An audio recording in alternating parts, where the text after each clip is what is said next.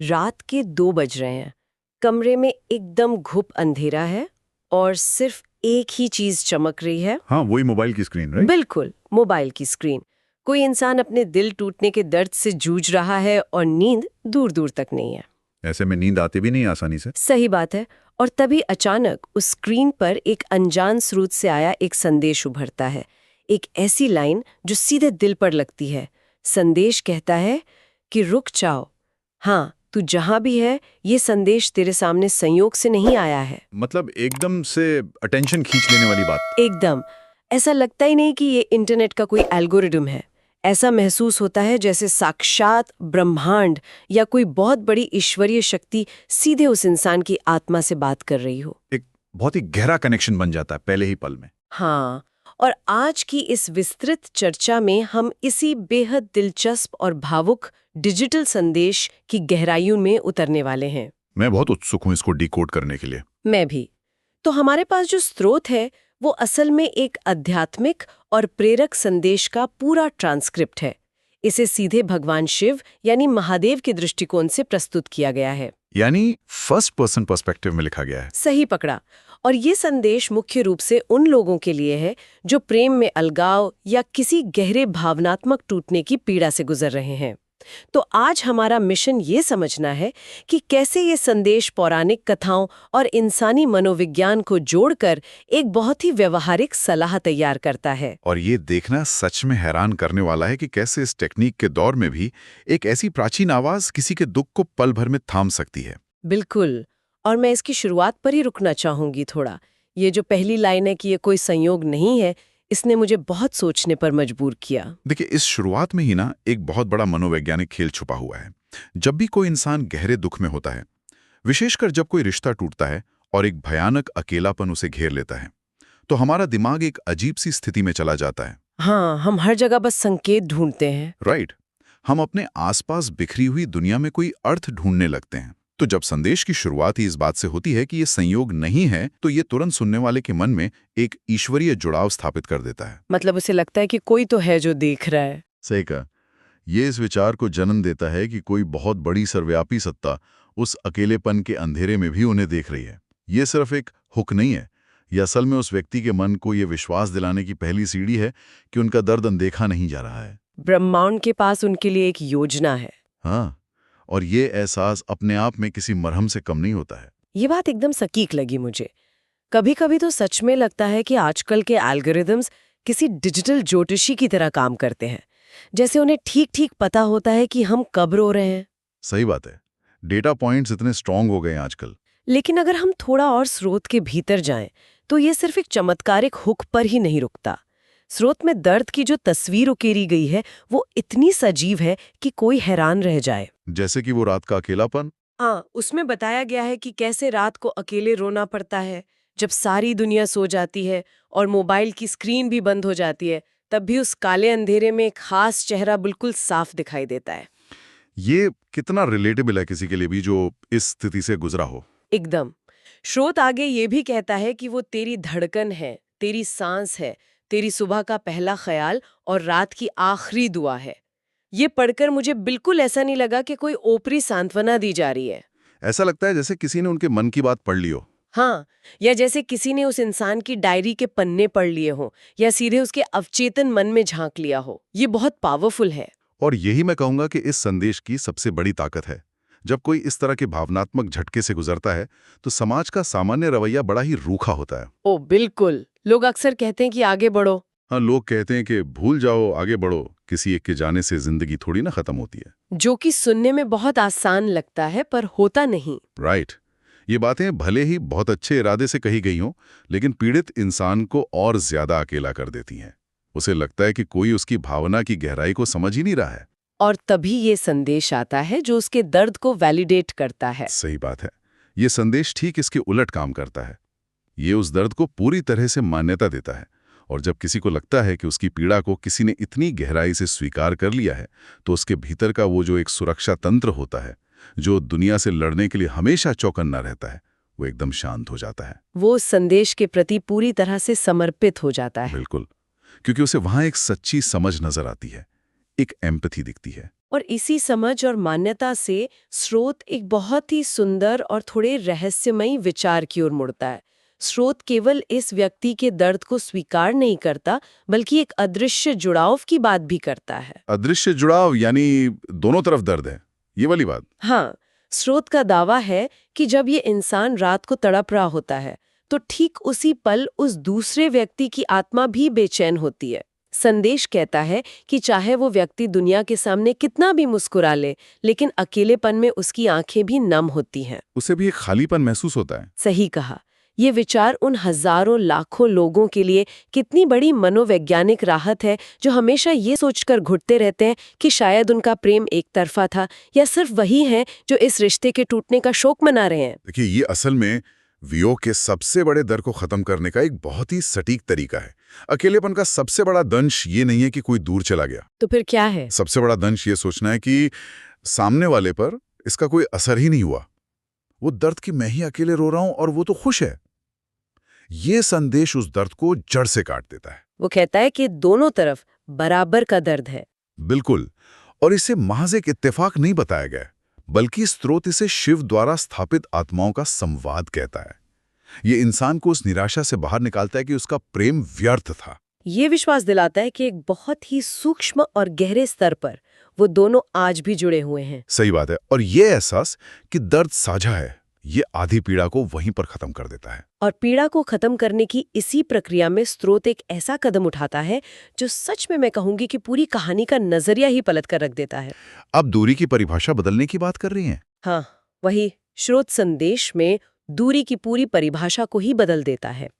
आमतौर पर हम दूरी का मतलब मानते हैं सब कुछ खत्म हो जाना, एक स्थायी अलगाव, कि अब मिलना नहीं होगा। बिल्कुल।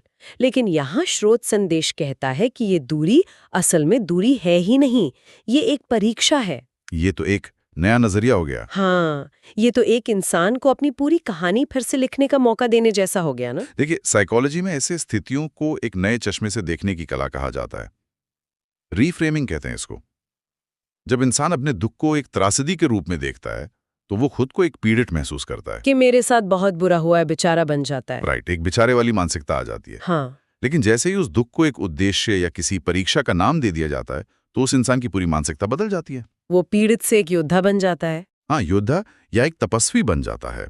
स्रोत स्पष्ट रूप से कहता है कि शिव केवल ये नाप रहे हैं कि ये प्रेम महज एक क्षणिक आकर्षण था या इसमें कोई तपस्या जैसी गहराई है। ये विचार उसके स्वाभिमान को वापस लाता है। एकदम। ये उसे अपने दर्द को एक बहुत बड़े और पवित्र उद्देश्य के रूप में सहने की शक्ति देता है। दर्द बेकार नहीं लगता फिर। और इस तपस्या वाले विचार को ठोस बनाने के लिए स्रोत में माता पार्वती का जो पौराणिक दृष्टांत दिया गया है, वो सच में मैं कहूंगी कि रोंगटे खड़े कर देने वाला है। उस कथा का प्रभाव तो वैसे ही बहुत गहरा होता है। हाँ, और स्रोत सिर्फ ये नहीं कहता कि पार्वती जी ने इंतजार किया, ये उस पूरे संघर्ष का एक बहुत ही गहरा चित्र खींचा है इसने। ये बताता है कि कैसे माता पार्वती ने हिमालय की हार्ट कंपा देने वाली बर्फ में कठोर तपस्या की। समाज ने उनका विरोध किया। बिल्कुल। और समाज ने और लोगों ने उन्हें पागल तक कह दिया। बड़े बड़े देवताओं ने मान लिया कि शिव को पाना असंभव है। यहाँ तक कि जब कामदेव ने छिपकर मदद करने की कोशिश की, तो शिव ने अपना तीसरा नेत्र खोलकर उन्हें भस्म कर दिया था। हाँ, यानी इस परीक्षा में किसी भी तरह के छल या शॉर्टकट की कोई गुंजाइश थी ही नहीं। लेकिन माता पार्वती का प्रेम इतना शुद्ध और निस्वार्थ था कि सृष्टि के सबसे बड़े वैरागी स्वयं शिव को भी अंततः उस प्रेम के आगे झुकना ही पड़ा। ये कहानी सुनते ही कैसा एहसास होता है? ऐसा लगता है जैसे किसी भी इंसान के खुद के संघर्ष को किसी महाकाव्य का हिस्सा बना दिया गया हो। उसकी आम सी कहानी एकदम बड़ी बन जाती है। बिल्कुल। और इस कहानी का उपयोग यहाँ बिना किसी कारण के नहीं किया गया है। इसका एक बहुत बड़ा असर है।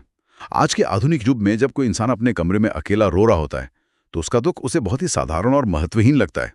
ये लगता है कि ये तो सबके साथ होता है, मेरा दुख कोई खास थोड़ी है। सही पकड़ा। लेकिन जब स्रोत उस साधारण से दिखने वाले संघर्ष की तुलना माता पार्वती की महान तपस्या से करता है, तो अचानक उस व्यक्ति के दर्द को एक दिव्यता मिल जाती है। एक बिगनेस आ जाती है उसमें। हाँ, स्रोत यहाँ ये स्थापित कर रहा है कि अगर पार्वती जी का प्रेम इतना शुद्ध था और उसके बावजूद उन्हें समाज के तानों और असंभव स्थितियों से गुजरना पड़ा, तो आज के इंसान का ये वियोग भी उसी महान परंपरा का हिस्सा है। यानी उनका दुख भी आम नहीं है। राइट। संदेश का मूल स्वर यह है कि शुद्ध प्रेम का अंत कभी वियोग में नहीं होता। ये कहानी उस इंसान के टूटे हुए धैर्य को एक ऐसा मजबूत पौराणिक आधार देती है जिसे कोई भी आधुनिक तर्क हिला नहीं सकता। ये सच में एक बहुत बड़ा बदलाव लाता है सोच में।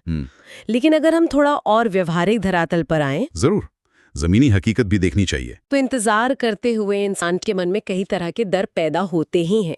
स्रोत हवा में बातें नहीं करता, बल्कि वो उन वास्तविक डरों को बहुत ही स्पष्ट रूप से सामने रखता है। स्रोत में 3 बहुत ही गहरे और आम डरों का जिक्र किया गया है। हाँ, वो 3 डर क्या क्या हैं? पहला डर, जो लगभग हर इंसान को सताता है, वो ये है कि कहीं वो व्यक्ति किसी और का तो नहीं हो जाएगा, कहीं कोई और उसकी जिंदगी में मेरी जगह तो नहीं ले लेगा। ये इनसिक्योरिटी तो सबसे आम है। बिल्कुल। इसके जवाब में स्रोत का जो नजरिया है वो बहुत दिलचस्प है। संदेश कहता है कि जब 2 आत्माओं को स्वयं शिव ने जोड़ा है तो बीच में कोई तीसरा व्यक्ति टिक ही नहीं सकता। यानी तीसरे इंसान की एंट्री पॉसिबल ही नहीं है स्थायी रूप से। हाँ, जो भी लोग बीच में आते हैं, स्रोत उन्हें केवल राहगीर कहता है, जो कुछ समय के लिए आएंगे और फिर चले जाएंगे। वो कभी मंजिल नहीं बन सकते। देखिए, ये जो ईर्ष्या और असुरक्षा की भावना होती है ना, वो किसी भी इंसान को अंदर से खोखला कर सकती है। रातों की नींद उड़ जाती है इस बात से। बिल्कुल उड़ जाती है। ये डर कि मेरा स्थान कोई और ले लेगा, लेकिन स्रोत का ये जवाब इस असुरक्षा को पूरी तरह से शांत कर देता है। ये सुनने वाले को इस बात के लिए आश्वस्त करता है कि जो रिश्ता ब्रह्मांड ने तय किया है, उसे कोई तीसरा इंसान नहीं तोड़ सकता। तो वो जो सोशल मीडिया पर दूसरे को किसी और के साथ देखकर तकलीफ होती है, हाँ, ये विचार उस अननेसेसरी एंग्जाइटी को रोक देता है जो इंसान ऐसी स्थितियों में महसूस करता है। और फिर आते हैं हम दूसरे डर पर, जो शायद पहले से भी ज्यादा भयानक है। वो डर है कि कहीं बहुत देर ना हो जाए। आजकल की तेज रफ्तार दुनिया में हर किसी को समय भागने की चिंता सताती रहती है। फोमो, जिसे हम कहते हैं, fear of missing out on time. एकदम वही। पर स्रोत इसका क्या जवाब देता है, ये देखने लायक है। स्रोत याद दिलाता है कि ये परीक्षा शिव ले रहे हैं, जो स्वयं महाकाल हैं, जो समय के देवता हैं। हाँ, वो समय के अधीन नहीं है, बल्कि समय उनके अधीन चलता है। वो अनादि हैं और अनंत हैं। जो क्षण और जो मिलन का समय उन्होंने तय कर दिया है, वो होकर ही रहेगा। महाकाल के शब्दकोश में देर नाम की कोई चीज नहीं होती। समय को लेकर जो घबराहट होती है, यानी समय के बीत जाने की जो एंग्जाइटी है, वो आधुनिक युग की एक बहुत बड़ी समस्या है। लोग सोचते हैं कि उनकी उम्र बीत रही है या उनकी जिंदगी के सबसे अच्छे साल बर्बाद हो रहे हैं। सही बात है। महाकाल का ये संदर्भ देकर स्रोत बहुत ही चतुराई से व्यक्ति के मन से समय का नियंत्रण ले लेता है और उसे एक ईश्वरीय सत्ता के हाथों में सौंप देता है। एक तरह से बर्डन कम कर देता है। बिल्कुल। जब इंसान ये मान लेता है कि समय की बागडोर उसके हाथ में नहीं, बल्कि एक ऐसी सत्ता के हाथ में है जो कभी गलती नहीं कर सकती, तो वो वर्तमान में जीना शुरू कर देता है। उस समय से लड़ना बंद कर देता है।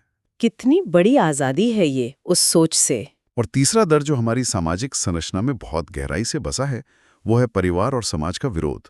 ये तो हमारे समाज की सबसे बड़ी सच्चाई है। सही में। अक्सर सच्चे प्रेम के आगे सबसे बड़ी दीवार यही होती है। लेकिन स्रोत इसका भी समाधान देता है।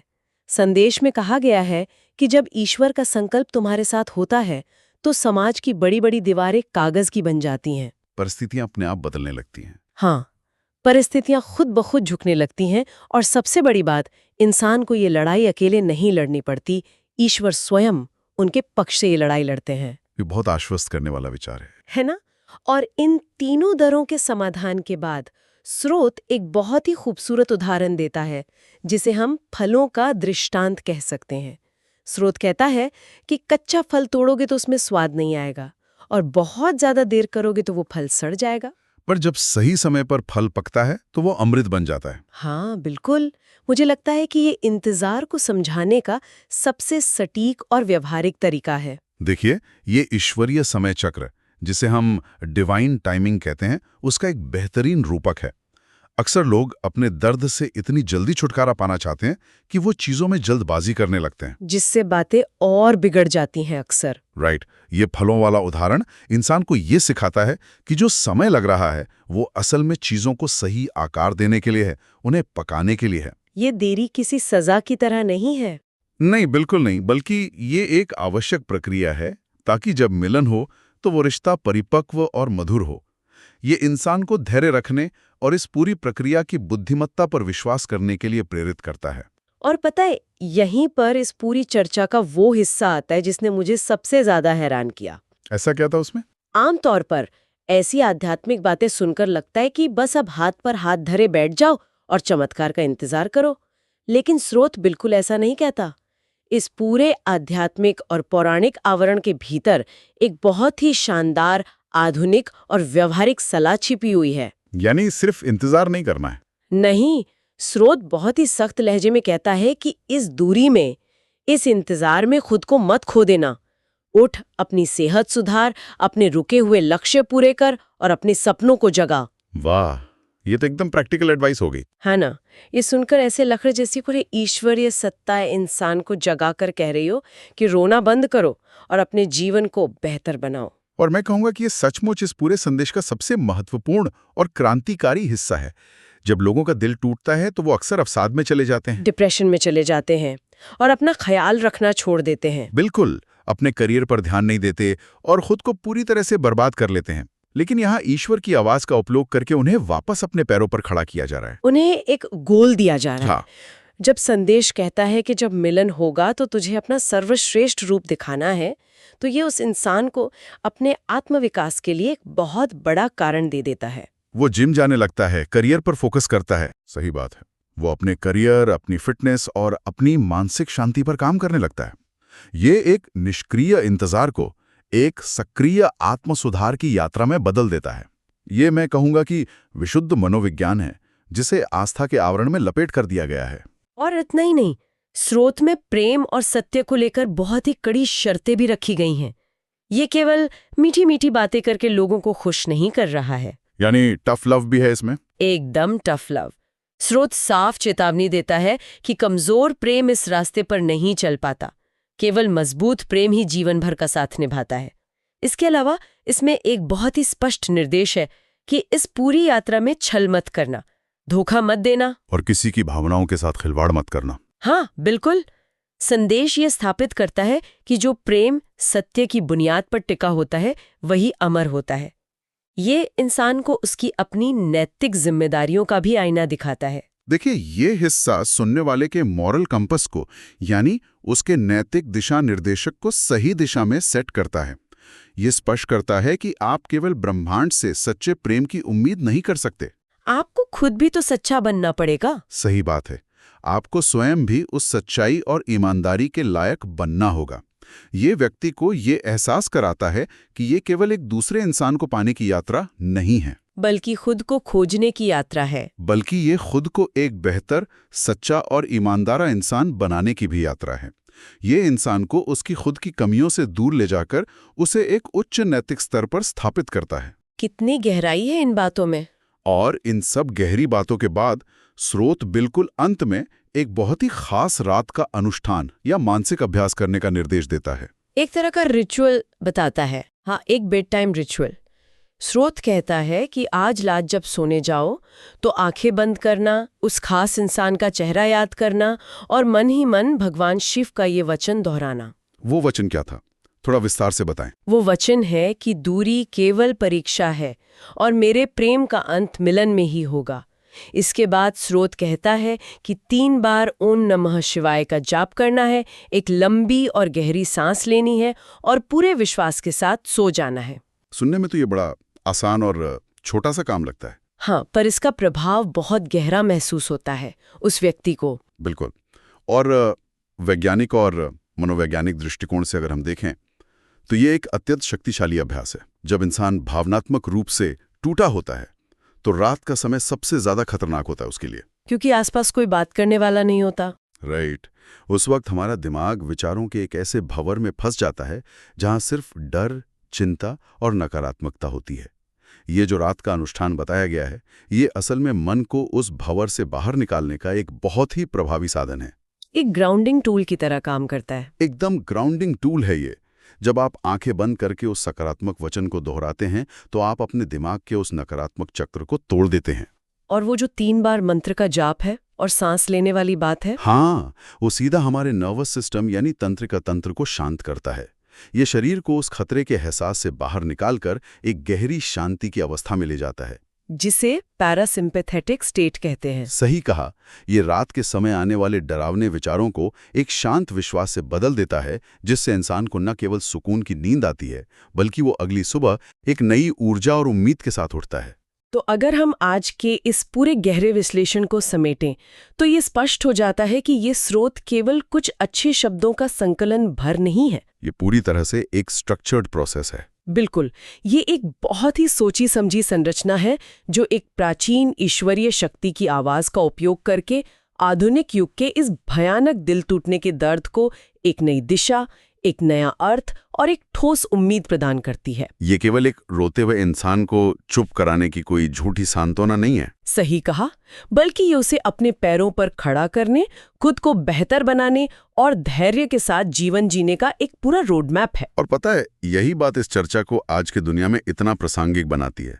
हम सूचनाओं और टेक्निक के एक ऐसे युग में जी रहे हैं जहां हमारे पास हर समस्या का तुरंत समाधान मौजूद है। एक क्लिक पर सब कुछ मिल जाता है। हाँ, लेकिन ये संदेश हमें दिखाता है कि जब बात इंसान की सबसे गहरी भावनात्मक चोटों की आती है तो कोई भी आधुनिक तकनीक काम नहीं आती। वहां एल्गोरिदम फेल हो जाता है। बिल्कुल फेल हो जाता है। उन अदृश्य घावों को भरने के लिए आज भी इंसानी मन को आस्था, विश्वास और उन्हीं प्राचीन पौराणिक कथाओं के सहारे की जरूरत होती है। हमारी भावनाएं आज भी वैसी ही हैं। एकदम, हमारी भावनाएं आज भी वैसी ही हैं जैसी हजारों साल पहले थीं, और उन्हें ठीक करने के लिए वो ईश्वरीय जुड़ाव और कथाओं का मनोविज्ञान आज भी उतना ही अचूक और कारगर है। ये एक बहुत ही गहरा निष्कर्ष निकलकर सामने आया है। हमारी आज की इस चर्चा ने सचमुच हमारे सोचने के नजरिए को एक नया विस्तार दिया है कि कैसे हम अपने दुखों को संभाल सकते हैं। सही बात है, ये एक नया दिशा निर्देश है सबके लिए। अब इस विस्तृत चर्चा के अंत में मैं एक ऐसे विचार के साथ इसे विराम देना चाहूंगी जो शायद हमें थोड़ा बेचैन भी करे और सोचने पर मजबूर भी करे। मैं सुनने के लिए तैयार हूं। जरा इस विरोधाभास पर गौर कीजिए। एक तरफ हमारी टेक्नोलॉजी और आर्टिफिशियल इंटेलिजेंस इतने उन्नत हो गए हैं कि वो हमारे आंसू गिरने से पहले ही हमारे दर्द का अनुमान लगा लेते हैं, और दूसरी तरफ इस चरम तकनीकी विकास के बीच इंसान सुकून की तलाश में और भी ज्यादा पीछे लौट रहा है। वो अपनी प्राचीन जड़ों की तरफ वापस जा रहा है। बिल्कुल, वो टेक्नोलॉजी में अपना समाधान नहीं ढूंढ रहा, बल्कि वो उसी प्राचीन, रहस्यमयी और अकल्पनीय ईश्वरीय शक्तियों की शरण में जा रहा है। तो क्या ऐसा है कि टेक्नोलॉजी जितनी ज्यादा हमारी बाहरी दुनिया को नियंत्रित कर रही है, हम अपनी आंतरिक दुनिया को बचाने के लिए उतनी ही ज्यादा उन प्राचीन कथाओं और आस्थाओं की ओर भाग रहे हैं? ये बहुत बड़ा सवाल है। हाँ, क्या मशीन और एल्गोरिथम की इस सदी में अंततः रहस्य और आस्था ही इंसान के अस्तित्व को बचाए रखेंगे? ये एक ऐसा सवाल है जिसके साथ मैं आप सभी श्रोताओं को छोड़ रही हूँ। इस पर जरूर विचार कीजिएगा।